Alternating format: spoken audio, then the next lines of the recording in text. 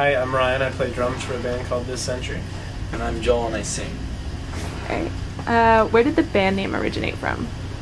The band name originated kind of through an act of desperation. We'd been looking for a band name for a while, and it was starting to be so long, it's just like a tragedy. We were like, well, I guess maybe we'll get a band name sometime this century, and we're like, there you go. Nice. This century. Hey, it works. Stumble upon it.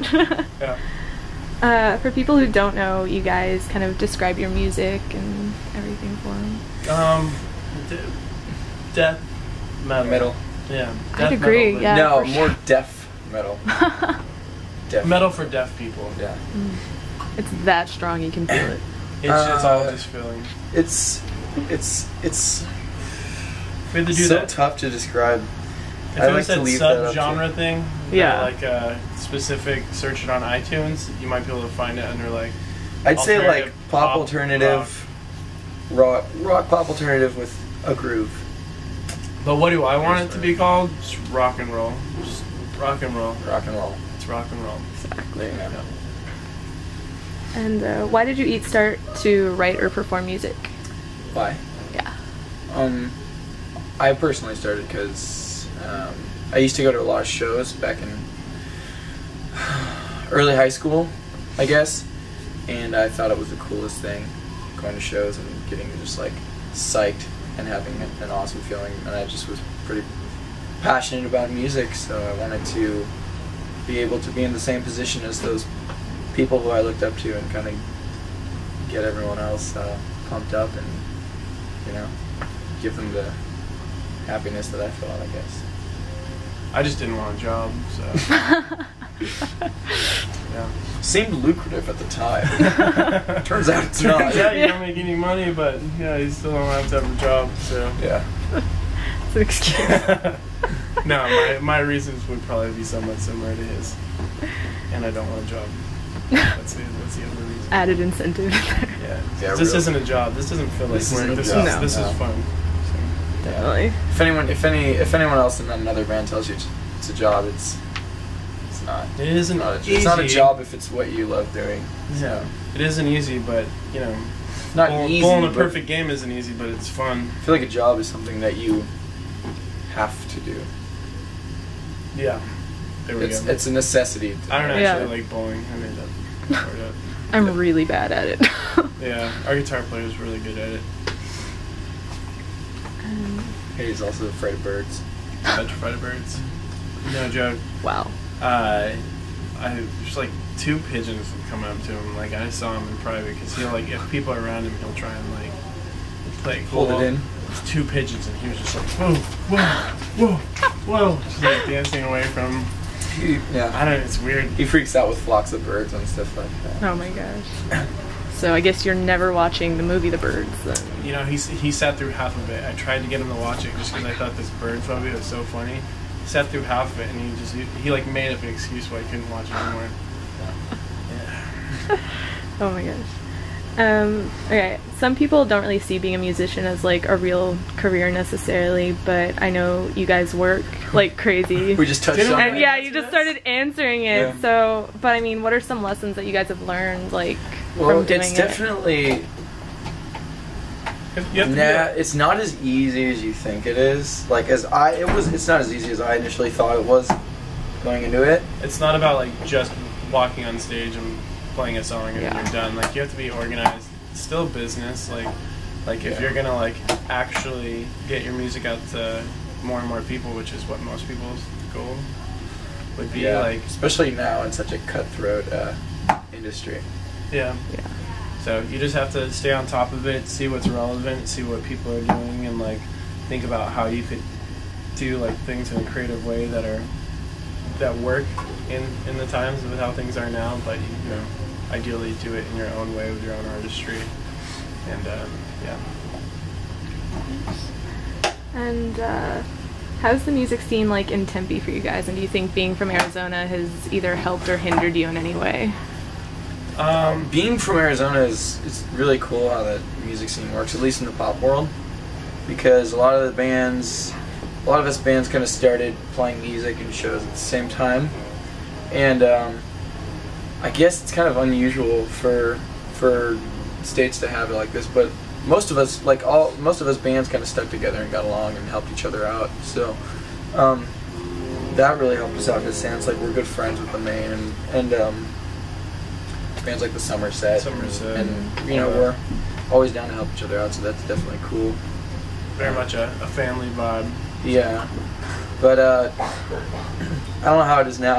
We haven't been in Arizona enough to really know. I'm not sure what has spawned on the music scene. I don't think I've been to. I mean, like, if we're at home, we're not going to shows because we've been playing shows for the past however long, and we're just hanging tight for like a week or however long we actually get to stay there. But that's nice to have that like sort of community, because so many people don't. I think it's something that Arizona was definitely lacking for a long time, because there's just tons of like a saturation of metal. Not that I have anything against metal. It's just like there was just like a lot of it. This one thing going on. Yeah. And I mean, but that seems to be the music scene in Arizona. It seems to go in like chunks of one genre, and then kind of those. Some bands take off and some bands dissipate, and then it's on to the next genre. For sure.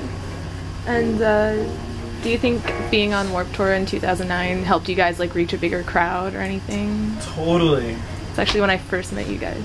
Yeah, Warped Tour was... It did just for like... Really... More than anything, getting all the music out. We were getting out like over 100 CDs a day, which is, you know, that was 30 really, consecutive dates. So. Definitely a blessing for us, just because we were able to go out under the Action Theory tent, which is our record label, and just kind of... We weren't even really playing a stage, we were just playing in a little tent. Yeah. But... Yeah, we played in the Baby Cakes tent. Yeah, Baby Cakes Clothing.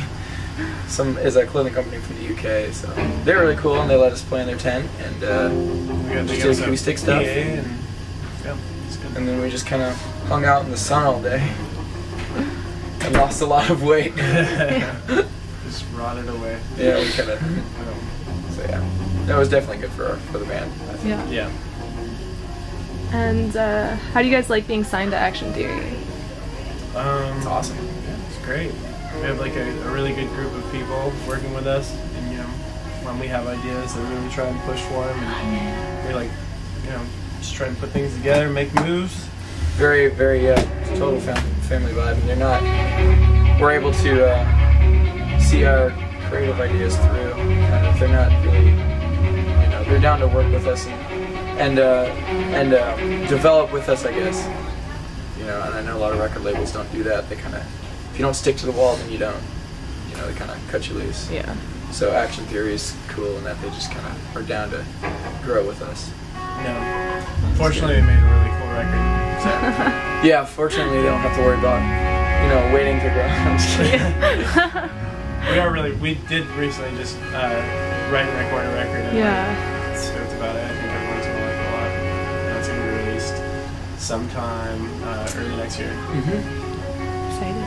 Yeah. And why did you guys choose Paper Planes as your cover for Punko's Pop 3? I think it's just on the list that we had provided. It was the one that we could vibe the most with, and like was like the something that we would actually listen to. Yeah, it was like different than the rest of the songs a little bit, and like some of the other songs just were like they seemed kind of recent, and like not that, you know, like some of the people that covered those, like it was good for them, but we just wanted to do something that would not be like I just heard this on the radio yesterday and then now this band's covering it. Yeah. Like, yeah, what he said. And are there any changes or progressions that you guys have kind of noticed from first starting out until now? Yeah, we used to be good and now we're really good. Yeah, that's pretty much it. Not as much sleeping on people's house floors or apartment floors on this tour.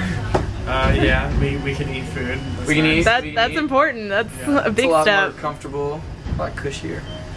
But, it's still not it's not life of luxury quite yet. Yeah. But it's a lot more bearable than it was beforehand. So it's pretty cool. And it's when you first start out too, you're also dealing with a lot of personalities. And like we hadn't known each other for a really long time when we first started touring, so it's kind of it's like getting used to everyone's kind of personality and learning to, you know, deal with it and kind of block out Ryan's voice out of your head. No, you definitely learn how to get along with people a lot more, and really by doing that, you probably just grow as a person quite a bit. I think another thing too is that just like personally with like just from touring, I'm a lot more open-minded as far as like music goes. I think I when I first started out, I kind of had like a very pretty narrow, I guess, taste in music. But I can appreciate like any kind of music as long as it's well written music. So Yeah. I don't know about you. No, I'm still on the metal train. Chugging along on the metal train. You keep dropping. You keep just talking about metal. I'm metal. I'm wearing all black. What else do I play? Metal. Yeah. That's true. Rock on. And is there something you guys look forward to most or least while touring? What do you look forward to? Least, I know I'm gonna be a lot less healthy than I am when I'm at home, because I try and like take care of myself, like eat well and everything like that. Yeah. And no matter how much I prep myself before I go on the road, I know like the first 2 weeks might be good, but it's gonna start going downhill.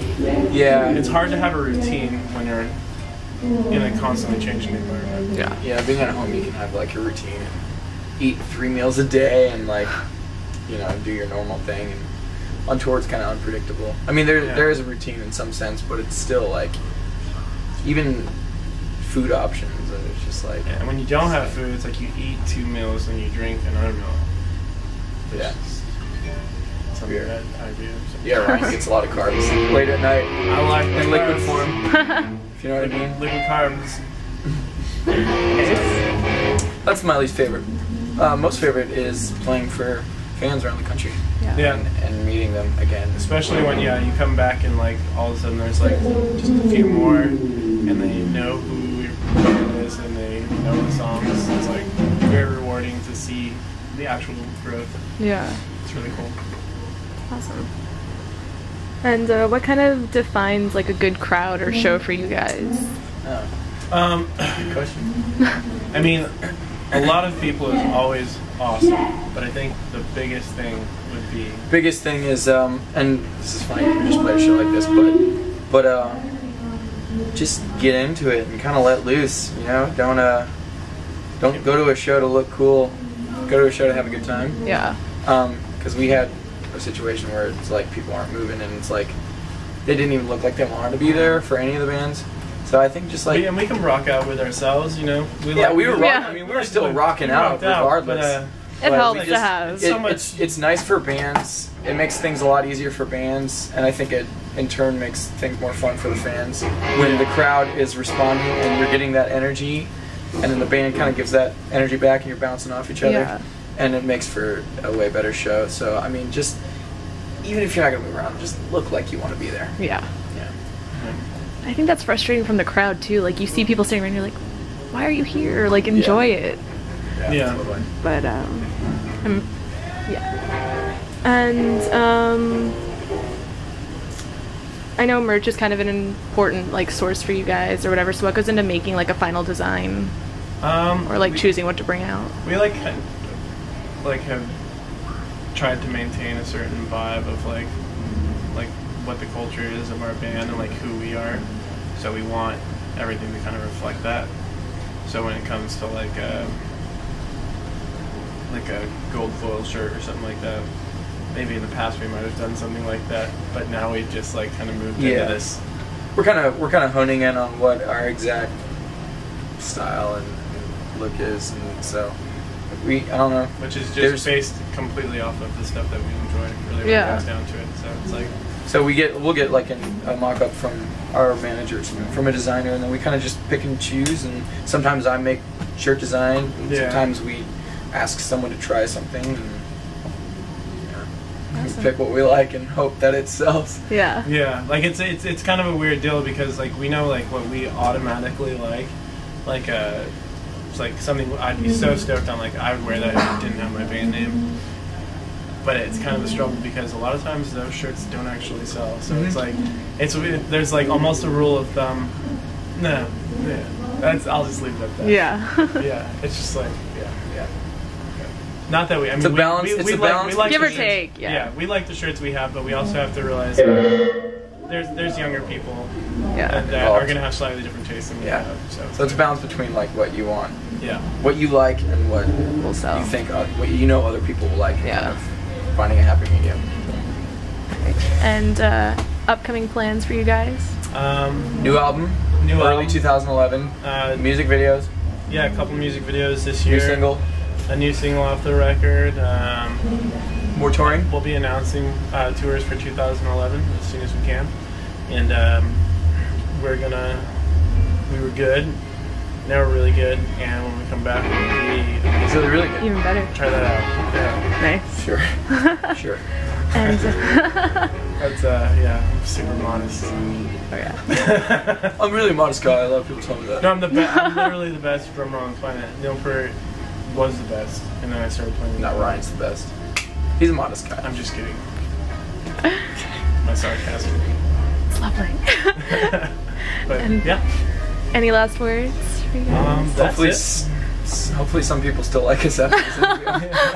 I'm not actually a cocky asshole. Well, not completely a cocky asshole. He doesn't try to be, he just is. There you go. Okay, we're done. Before we dig this hole any deeper.